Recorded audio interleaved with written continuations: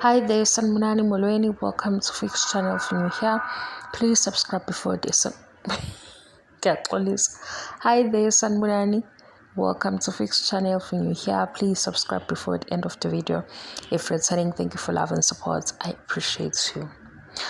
Umnini esesifakile usizi hayi umnini sisikhuphulela ngamaphaphu we guys akumnandi ukushiwa uma uyingane kufana nokuthi ushiwe imoto mhlawumbe uthola ukuthi unadika amakhelwane hawu isifikile imoto ngabe kababe yamalume uthi kuthiwe hawu sebehambile lapho usale ngempela usale wedwa ngivele ngakhumbula leyo nto mangibona umnini kodwa ke kuthi uma yini uyeza umnini yena ubengikho sure ukuthi uma wakhe uyeza bazogcina behambile mhlawumbe futhi ngenzeka ukuthi uma yini ubemdlalisa umnini waseyithathela phezulu into ukuthi nje kulo season 8 engathi bonke ba emotional wakhala kumnini umseleku wamshiya ngempela mina ke into esengidida umseleku lokho akushoyo ukuthi wangeka ahambe nomnini ngoba kumayeni okumele ukuthi abe khona amshiye kanje yabehambe ngeemoto kodwa into engiyibonayo kunobu-TV show kakhulu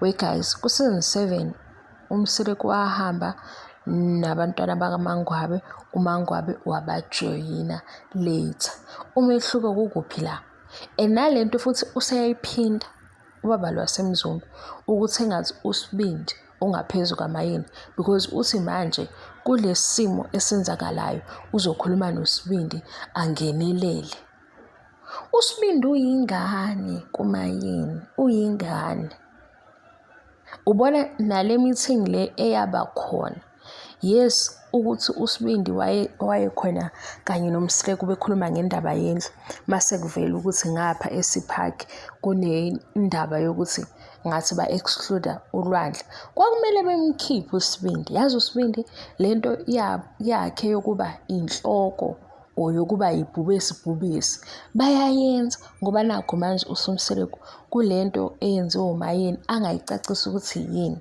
nalesi yenzeka usethembe uSibindi ukuthi uzokhuluma nomayeni uSibindi ingane umayeni umama ubumseleku ubaba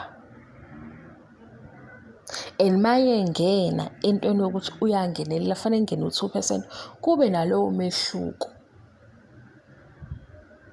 hayi umehluko masungeza ukuba khona uzosho uSibindi ukuthi ayikho into engizoyilalela eshiwo baba ngoba ukhuluma vele izinto ezibheke eceleni thina ke ngeke siqhamuke la sibabaze sithi hawu usethini sizosho ukuthi sekwenzeka lento amfundisa yona ngoba manje umseleku nomayeni yibo abazali ama-issues awabo bobabili ingane ipi ile ebunganini manje yena uyiswa ngenkani phezulu kwabo bonke abantu emndenini eyisobani umseleku ngoba manje umayeni uyakwazi ukukhuluma naye kodwa uSibindi mhlawumbe uzokhuluma kangcono yile nto esizwile eyamnini nokukhala sibona ukuthi ubekhala ngoba engathembi ukuthi umayeni uzofika behambe angeke size sishabule ke sithi umnini uzomzonda uma wakhe asimeni kancane sibambe lapha ukuthi mase befikile phambili sekuthiwani ngoba manje sesizokwakha izitori eziningi kanti umnini ubekhalela ukuthi uyashiwa engabe uhambile naye umayeni amfice phambili ngoba bahamba oZenandi uMangwabe engekho bahamba futhi oThando umacele engekho manje eyamayeni isithanda ukuthi wena ngathi ibenzima kakhulu noma abafuna ukuyenza ihaba kanti asilalanga kakhulu oThando bahamba washo nje umseleku esekhona endaweni laba bekhiphele khona wathi ukungabi bikho kamacele ngalesi sikhathi izingane asibonanga nanezingane ezayibukeka ngathi zilahlekile ngoba zayihleli nomndeni izingane oThando uZenande sabona nje sephuma umseleku naye phandle ukuthi sekufika uMangwabe wajabula ayikho into esayibona iawkward ukuthi manje uThando nalo amacele bayabandlululeka because umacele akekho abake befune ubani manicabanga laba abadlala kwithonga le show ekhona ubani oba coachayo ucoach ola kwi-acting industry, entertainment industry, eke bafundise into yoku-actor inamathele.